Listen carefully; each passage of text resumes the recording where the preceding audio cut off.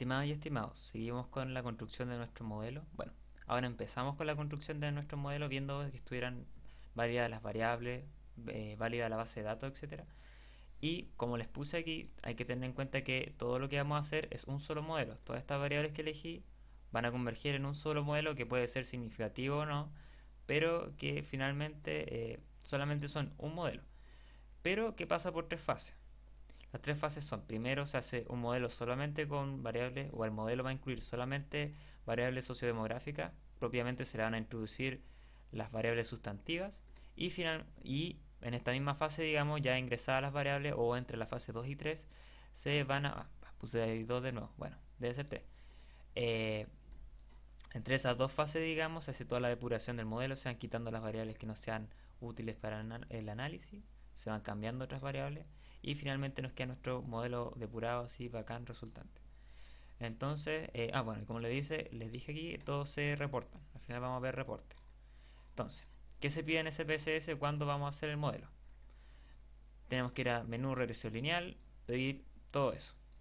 Entonces, como lo que estamos haciendo ahora es la primera, o vamos a empezar con la primera fase del modelo, vamos a hacer un modelo propiamente que solamente tenga nuestra variable dependiente y la sociodemográfica. Como vimos, nuestra variable dependiente era la P17P y las sociodemográficas nivel socioeconómico, sexo y edad. Entonces, nos vamos a analizar regresión lineal. Podemos poner clic derecho en nombre de variables para ver solamente el nombre, que sea más claro y se diferencien más las variables. Y buscamos la P17P. Aquí tenemos la P17P, que va a ser nuestra variable dependiente, o sea, va a ser la que explica las demás variables independientes. Y nuestras variables independientes, sociodemográficas en este caso, van a ser sexo, edad y nivel sociodemográfico. ¿Cuál es el problema ahora? Podemos solamente por mientras dejar puesto edad porque tanto nivel sociodemográfico, nivel socioeconómico, disculpen, como edad, disculpen de nuevo, como sexo, hay que pasarla a dummy. Entonces voy a hacer eso y vuelvo. Listo, ya teniendo nuestras variables dummies creadas, aquí con el comando crear variable auxiliar, disculpen, creé nivel socioeconómico y creé la categoría dummy sexo, o sea, las variables dummy sexo. Y entonces lo que hacemos ahora, como les había puesto en la guía, tenemos que tener cuidado con que la que ocupemos como variable de referencia, o sea, la que excluyamos del modelo y a su vez de significación a todas las demás, no sea la que tenga menos frecuencia. Entonces tiramos frecuencia, por ejemplo, de nivel socioeconómico y vemos que la que tiene el menor porcentaje dentro del modelo es el estrato E. Entonces el E no lo podemos ocupar como categoría de referencia. Y en este caso vamos a ocupar el ABC1, como es el otro que está al otro extremo y que no es el que tiene el menor valor, por así decirlo, el menor porcentaje, disculpe. Eso podemos excluirlo y va a ser el que va a servir de referencia para los demás en nuestro modelo. Y en lo que concierne a sexo, como están repartidos de tan igual manera, digamos, tiramos estadístico descriptivo y claro, están 46 y 53. Entonces aquí en realidad da lo mismo que uno sea menor que el otro. Podemos usar cualquiera como excluida para variar de referencia. Entonces, nos vamos de nuevo a analizar regresión lineal y ahora sí agregamos lo que necesitemos para nuestro modelo. Entonces, era la P17P la que ocupábamos como variable dependiente, que era el nivel de confianza que tenían las personas de la FP. Y para en nuestra primera fase del modelo vamos a agregar solamente las variables sociodemográficas. En este caso, como había dicho, vamos a excluir a BC1, entonces dummy NS1, que es la que te crea automáticamente, digamos, el comando de crear variable auxiliar, lo dejamos fuera, no lo integramos dentro del modelo, entonces tiramos las otras cuatro variables. Ahí se agregó todo el bloque de las dummy de nivel socioeconómico. Y dejamos fuera uno de los sexos para hacer el análisis. Vamos a elegir dos. Entonces se excluye hombre y todo los análisis que se hagan va a ser en base a los hombres. Y finalmente la última era edad. La P1 es una variable, bueno, de hecho aquí podemos ver eh, la la P1, si ponemos clic derecho, información sobre la variable, dicen, la pregunta era cuál es su edad y solamente hay un valor perdido que nos responde. Lo que significa, o bueno, igual tienen que tirar secuencia y todo el cuento para darse cuenta. Yo ya lo hice y me di cuenta que efectivamente era una variable cuantitativa de números discretos que iba desde el 18 hasta el 90 y algo años. Entonces, nos sirve como cuantitativa y no hay que hacerle nada, no hay que hacerla decodificarla ni nada. Entonces, ahí estarían ingresadas nuestras variables sociodemográficas, nivel socioeconómico, sexo y edad. Estamos listos como en lo que respecta como a la fase 1 de este modelo. ¿Qué nos falta? Agregar las opciones que hay que agregar. Hay que pedir estimaciones, intervalo de confianza, ajuste, diagnóstico de colinealidad, no, porque según estuve viendo la profe no lo ocupa para evaluar la colinealidad efectivamente, sino que ocupa correlaciones, entonces eso se lo pueden obviar. Eh, y los diagnósticos por caso para saber cuáles son los errores que se alejan 3 desviaciones estándar de lo que se espera. En gráfico se pone zresit por zpred, que es el que nos va a dar cómo está distribuido el error, si de manera normal u anormal. Histograma, gráfico de probabilidad normal, que en el fondo los tres redundan un poco en la misma medición. Y guardar los residuos estandarizados y balones pronosticados estandarizados. Entonces, nos vamos acá y lo vamos haciendo. Entonces, estimaciones ponemos, intervalo de confianza 95, el diagnóstico de casos que automáticamente va a estar por 3 desviaciones estándar afuera porque es donde empiezan los valores atípicos, ajuste del modelo propiamente y nada más, claro, porque claro, no se agrega ninguno de estos cuatro.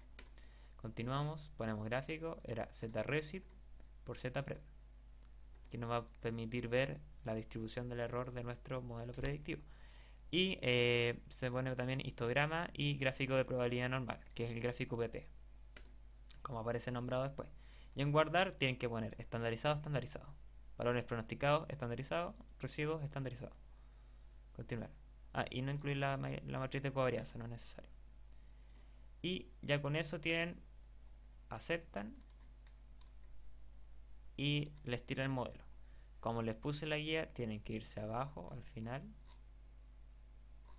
y empezar a leer desde acá hacia arriba, no desde arriba hacia abajo, porque no nos va a servir ver el ajuste del modelo u otras cosas si es que no tenemos información de esto. Entonces, nos vamos a la guía, nos devolvemos a la guía. Entonces, ahora lo que nos toca ya después de hacer todo este tirar los gráficos y realizar la regresión en sí, es evaluar la calidad de este modelo.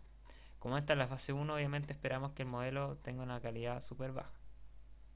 Tenemos, por ejemplo, que ver acaso, es decir, ver si se cumplen los supuestos, si se cumplen las condiciones de aplicación y las condiciones de validez. Entonces, tendríamos que ver gráficos, etcétera. Tendremos que evaluar la multicolinealidad, pero eso ya para cuando esté las sustantivas cuantitativas, y ver si existe nulariz multivariante. Ahora vamos a revisar esto, pero no corregirlo, porque en realidad obviamente va a tener muchos errores el modelo de predicción porque propiamente no se presentan las variables sustantivas que son las que corrigen el modelo. Pero aún así ustedes podrían hacerlo cuando realicen su trabajo como para irlo completando al tiro. Por ejemplo, aquí lo hago más corto como para que no quede eterno el video. Aquí tenemos nuestro nivel de confianza en el AFP y vemos que se distribuye de una manera completamente normal. Primero, estriado, porque como es de 1 a 7, va marcando cuáles son las categorías de respuesta. Como no hay valores intermedios, como no puede haber un 1,5 por ejemplo, no se rellenan estos espacios, sino que quedan así. Y como habíamos dicho, tienen que quedar como una nube aquí al centro de una distribución normal, ya que es completamente normal, sin un patrón definido. Acá, este es el gráfico PP, que nos contrasta un problema acumulado esperado, que lo que espera el modelo es que el problema se acumule de una manera normal, esa diagonal perfecta que vemos más delgada, y versus el problema acumulado observado real de nuestro modelo, que vemos que no se ajusta para nada esa línea, ¿sí? Anda como cerca, pero aún así no se ajusta. El histograma, vemos que nuestra distribución de errores estandarizados, de residuos estandarizados, no se distribuye para nada normal. De hecho, tenemos todo este cacho fuera de lo que es esta curva normal que está aquí puesta como automáticamente. Y Vemos los estadísticos de residuos propiamente y efectivamente, por ejemplo, hay residuos estándar de menos 1.3 a 2.08 y pronosticados hay 3.2 y 1.8. Entonces, los residuos podemos cachar que no se distribuyen para nada normal a partir de estos tres gráficos. Y, por ejemplo, podemos ir viendo los beta antes de ver el resumen del modelo. Obviamente en esta parte va a ser como de reporte porque en realidad no es nada sustantivo para el modelo porque solamente son variables sociodemográficas. Y vamos viendo, no sé, acuérdense que las variables dummy se interpretan en relación a la base o a la variable que hayan excluido. Y, por ejemplo, ser de nivel socioeconómico 2 te dice que esa persona va a confiar menos, o se pronostica que va a confiar menos 0.4 puntos, en escala de 1 a 7 de medida de confianza a la AFP, que una persona BC1. Significa que una persona BC1 es positivo, digamos, o en comparación a C2, una persona de nivel socioeconómico a BC1 confía más o tiende a confiar más en la AFP. Lo mismo con la siguiente, si ven todas son negativas menos D, entonces podría decirse que D confía 0.094 más que una BC1 en AFP, o así se guía o se puede inferir a partir de la lectura de estos valores. El error estándar que va asociado a cada B, los beta que si ustedes lo multiplican por 100 saben el porcentaje de explicación en relación al modelo o el peso del modelo que tiene cada variable. Por ejemplo, si aquí lo multiplicamos por 100, vemos que tiene un 8.7% de explicación en edad en cuanto al problema que se está resolviendo con estas variables. Vemos que, por ejemplo, aquí hay algo importante. Vemos que ninguna variable de nivel socioeconómico es significativa. Como le había puesto la guía, la significación de estas variables sociodemográficas, disculpen, que específicamente la de nivel socioeconómico, es que cuando sean dummy tienen que ser por lo menos una significativa. Y cuando sea significativa, no va a ser significativa en el contexto del modelo, como puede ser significativo edad. Aquí si edad es significativo, significa que es significativo para el modelo en su conjunto. Que una variable creada o que esté codificada en dummy sea significativa, significa que es significativa en relación a su variable de origen. Es decir, no sé, pues si ser C2 fuera significativo, podríamos leer que la diferencia entre las opciones de preferencia de C2 y ABC1 es significativa. ¿Entienden? Así como que no es en el contexto de todo el modelo. Entonces tienen que tener cuidado con eso. Aquí vemos que ninguna es significativa. Entonces posteriormente lo que tenemos que hacer es ir cambiando la variable de referencia hasta tratar de que sea significativa alguna, o si ya no ninguna es significativa, como que lo ideal sería excluirla, pero como la profe ha dicho, no, las variables estas son de control, entonces mejor finalmente dejarla. Hay que buscar el mejor rendimiento para la variable. Aquí le dicen el límite superior e inferior del intervalo de confianza para B, o sea, se espera que a nivel poblacional, tanto la constante como los valores de las otras variables se encuentren entre esos dos rangos.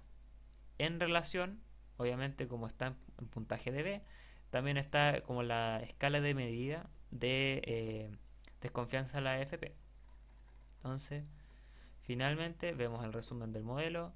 Vemos que tiene un R de 1.41, lo cual es bajo. Si se acuerdan, este R se mide como R de Pearson.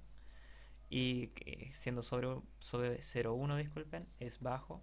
El R cuadrado, que es este mismo valor, pero elevado al cuadrado, que si ustedes lo multiplican por 100, ven el porcentaje de explicación que tienen las variables utilizadas en el problema mismo planteado, que si lo multiplican por 100 van a ver que explica un 2%, que es bajísimo. Un R cuadrado ajustado, disculpen, que este en realidad es el que tienen que leer. Digamos, los dos se leen de la misma manera, pero este eh, evita el problema de la inflación, porque cuando tenemos muchos datos, digamos como que se infla este R cuadrado. Este R cuadrado ajustado evita esa inflación, y aunque sea más bajo, o sea, es más bajo pero es más preciso, y eso es lo que buscamos. Entonces este es el que se tiene que dar la real lectura. Y si vemos vemos ahora que multiplicándolo por 100 sería un 1.6% de explicación, entonces, cual es bajísimo.